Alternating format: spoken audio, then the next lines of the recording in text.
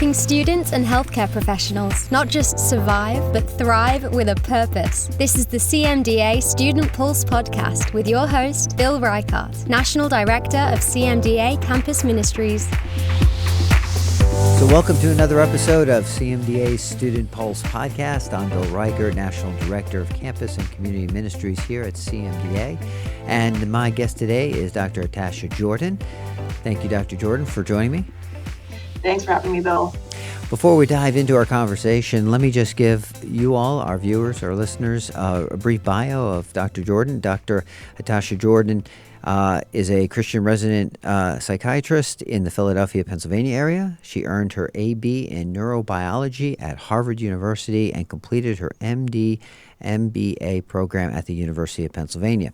Originally from Barbados, Dr. Jordan has a passion for serving patients with mental health issues in the U.S. and in the Caribbean. Particularly, Dr. Jordan aims to highlight the important intersection of faith and mental health, especially as it relates to Christianity. So, as I've teed up your bio, Tasha, this is going to give us a bit of a roadmap into where we're going to be going with our conversation today. Let me just kind of begin with a general question. Why is mental health in the church important for us to be discussing today? Thanks. So it's such an important question from so many different levels. When we think about mental health, just period, in the country, we know that with the pandemic, it really has highlighted both the challenges that people are experiencing and in some ways the way that the system is having trouble responding to those needs. And then what we see in the church in particular is that there still exists quite a bit of stigma related to whether or not people should reach out to mental health services. What do mental health services have to do with our faith? And is that showing a lack of faith? And then also, how are the people in the churches who are in leadership, how are they able to respond to the needs of the folks in the church who are more than likely coming to the leaders for help, definitely more likely than they are to come to someone like me who's a psychiatrist. Yeah, I wanted to press in on that issue because it seems like this day people are very forthcoming, maybe even too forthcoming about their mental health issues, the things that they're struggling with. And yet, I know you mentioned it's still a bit of a stigma in the church. And again, you kind of maybe touched on it briefly, but I'd love for you to expand on that. Why do you think it is still? Is it a matter of, again, a lack of evidence of faith, as one would presume? If I have these issues, I'm not trusting God enough. Is there more to it than that? Yeah, it relates to that. And also it depends on what's coming from the pulpit. There's no set teaching when it comes to seminary schools about the way that pastors and other leaders should relate to mental health when it comes to the way they're preaching. So there are people who are preaching that mental health challenges are actually coming from spiritual deficiencies, or that someone is lacking spiritual health if they're experiencing mental health issues. So it really, a lot of it comes from that. And to your point about, whether people are talking too much about their mental health issues right now, I don't think there's such a thing. I think I'd love to see it that people are open to having these conversations, because having the conversations is a big part of how we can reduce the stigma. Okay. Well, have you noticed a deficiency in your own experience? In other words, what got you interested on the subject? Is there something that you saw a gap in your background, upbringing, in your church environments that you've been at that made you think, I need to be leaning into this. This is an area that I need to begin to build this bridge.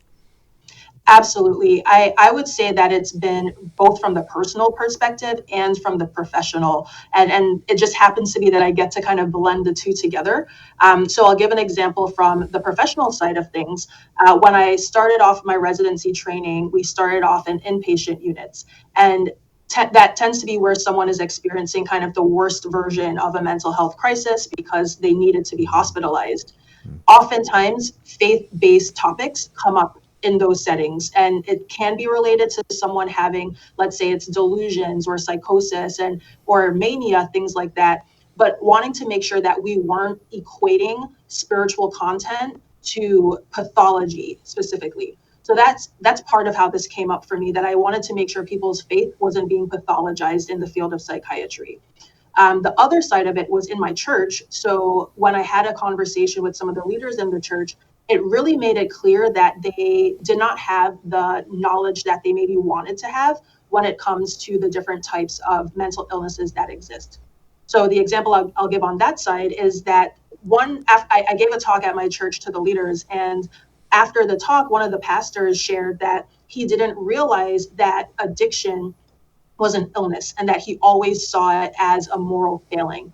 And so for me to be able to put in that type of information into the community to say, hey, there are issues that people face that, maybe there is some degree of sin that may have led to the onset of certain behaviors, but over time, addiction really does take in a way that is a part of someone's biology, in a way that is really illness linked, that needs treatment from a medication perspective. So it was those types of very organic conversations and experiences that made me realize there is a need for this. People kept then asking me to talk about it. So it really was just a response to the need that I saw. Stay with us. More Student Pulse podcast in just a moment.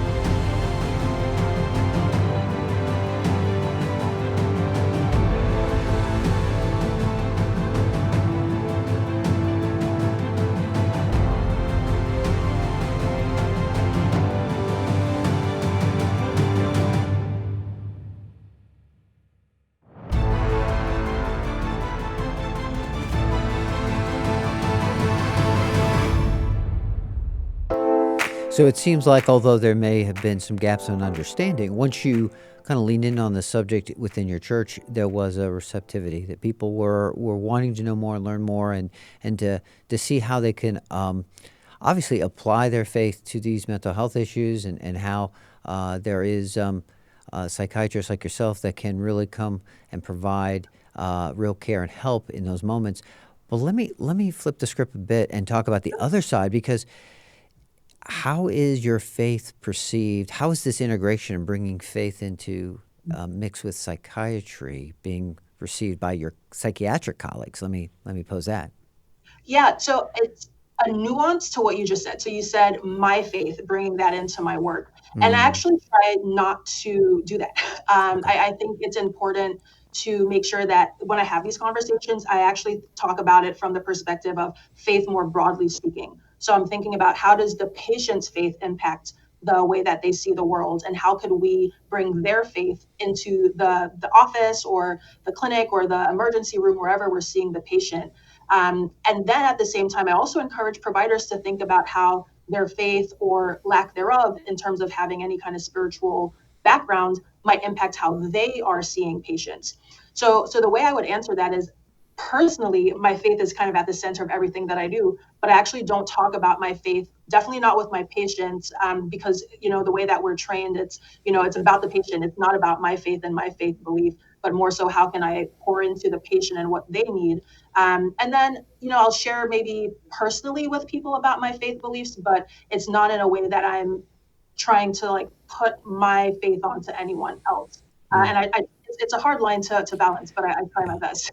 Well, it sounds like you understand. You're addressing the issue as a whole person care issue. That Exactly. you're looking at that person not just with physicality, but the emotional, the spiritual, and all the components. Because we are just that. We're very complex beings. We're not just the physicality. There's much more to us, and you're willing to enter into their story and their background, and begin to be able to apply that. Yeah. In the care that you offer. Okay, Yeah, fantastic. exactly.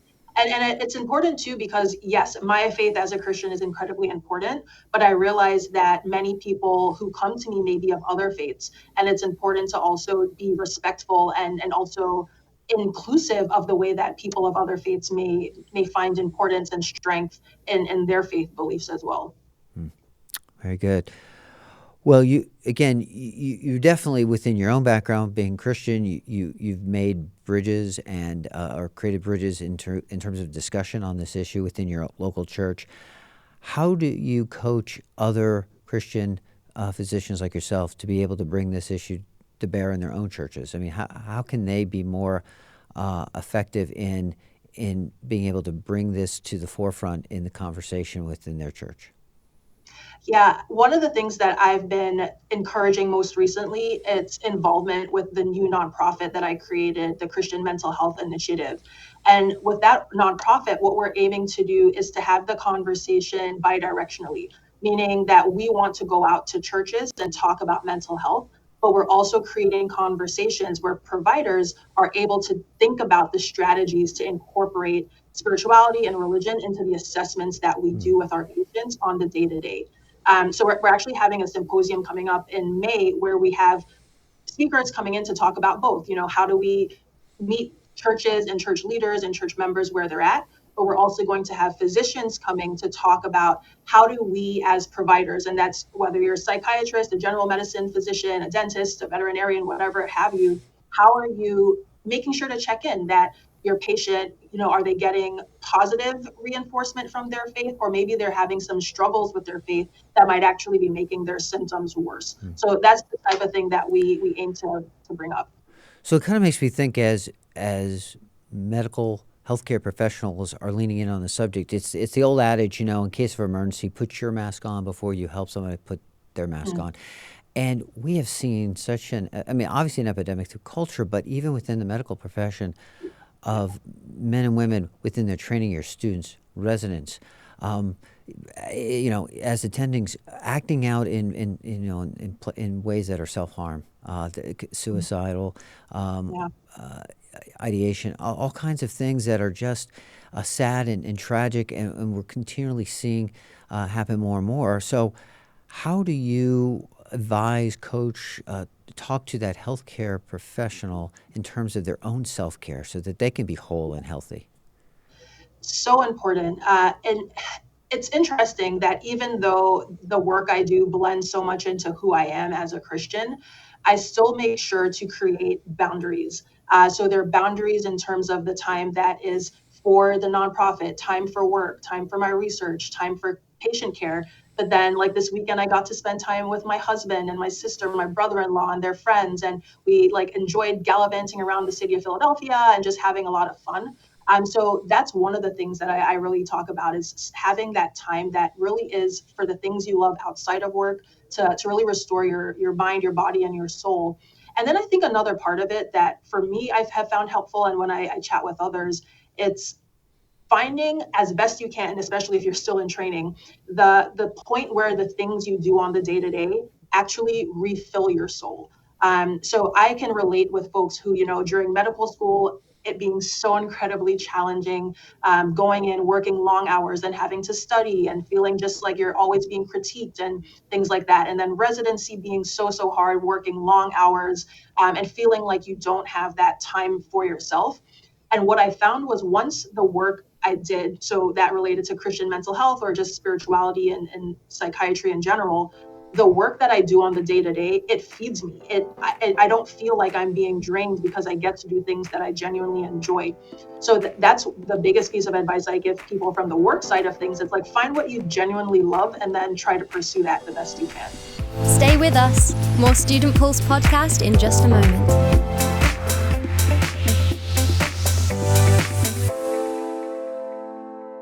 To learn more about CMDA, download our CMDA Student Life app, available for Android and iPhone. The app will give you access to CMDA events, tools, Bible studies, and a wealth of other resources. Also, joining CMDA can be done on the app, and it only takes about 3 minutes to complete. As a student, CMDA will underwrite your membership so that you can join the community at no cost. Download the app today.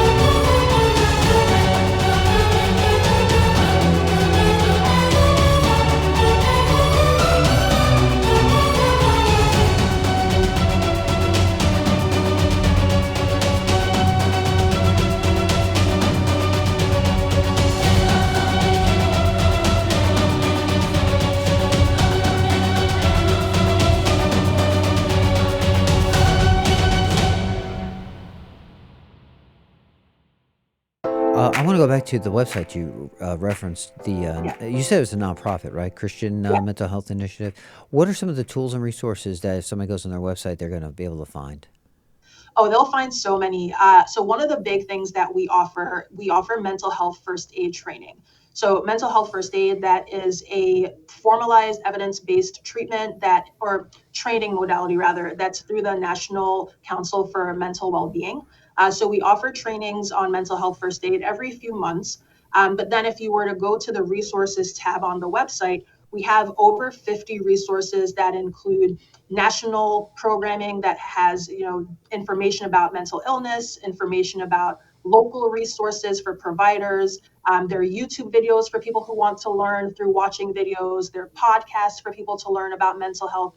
And what we have really tried to do with the volunteer team is to put together resources that are specific towards Christians. So some of the things that we're rolling out now is combing through, for instance, the Bible app, and they have tons of Bible plans on there, but looking for the ones that are specific for mental health diagnoses, for instance. So looking for the Bible plans that are helpful for anxiety, or Bible plans that are helpful for depression, so that folks can find those specific resources. And our goal is for this page that, if there's a Christian anywhere looking for mental health resources, that they could go to this one website to find a robust list of that information. Very good. Well, we are a Student Pulse podcast, and I did mention to you off air that, we have a lot of different folks in our audience, certainly. Yeah.